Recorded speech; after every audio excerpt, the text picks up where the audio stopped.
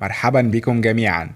لقد شهد العالم اليوم الخميس المنقضي محاولة بائسة من رجل يدعى شوقي الدمياطي. الحق يا شوقي، رئيس امريكا بيجيب في سيرتك. طول عمري شغلهم ومش شغلني. يوه يوه يوه، الحق يا راجل، بقول لك رئيس امريكا هو بيتكلم عنك في بث مباشر. اقتحام تل ابيب ووضع علم فلسطيني وتشغيل اغنية انا بكره اسرائيل للفنان المصري شعبان عبد الرحيم فيما يعد ترهيبا لسكان اسرائيل. يا نهار ابيض، هو الحاج شعبولة بقى ترهيب؟ كده اسمك طلع في المحضر واللعبه كبرت منك يا شقشق. ده الحوار بجد يا بيت. انا رايح للواد ميجو جاكيت ابن ست نشوف صرفة في الحوار دي.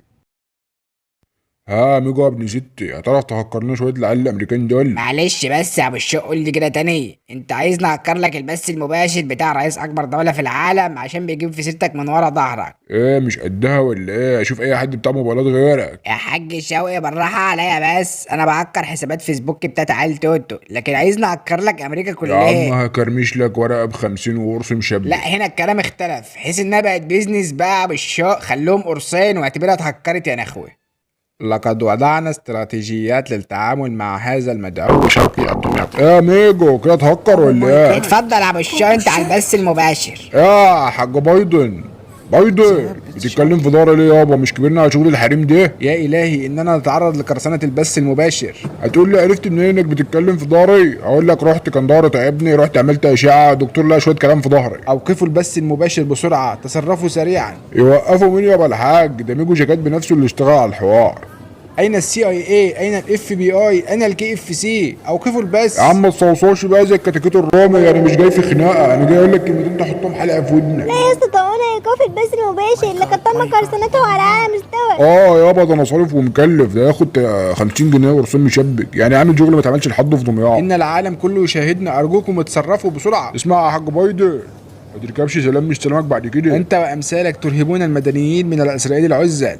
يا راجل عيب على سنك، بطل فشر، ده انت اللي قدك في دمياط بنقول له يا بركه، والعيال الصغيره اللي بتموت كل يوم في فلسطين دول مش ارهاب؟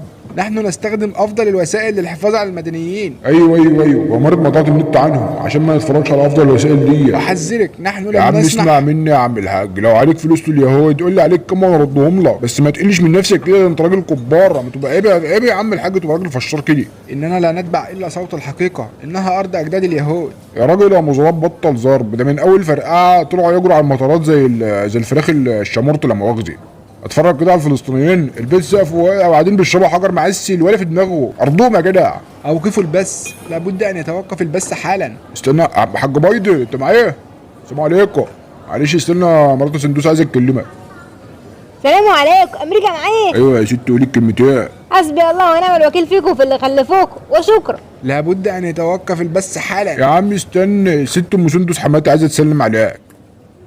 الو، ايوه يا امريكا، ادفعوا عليكم علم جفا ما تربتوش. هذا الامر يجب ان يتوقف حالا وفورا. من الاخر بقى يا الحاج، ابو امريكا على ابو اسرائيل، ولو انتوا عندكم سبايدر مان فاحنا عندنا الحاج ابو اشجان جاهز ويسد. لم اعد اتحمل هذا الامر اكثر من ذلك، اقطعوا البث فورا. بعدين انت واخد على خاطرك قوي ان انا شغلت لك شعبولة، طب خد دي بقى واجب مني، سلام عليكم. إسرائيل بكره إسرائيل بكره إسرائيل بكره إسرائيل.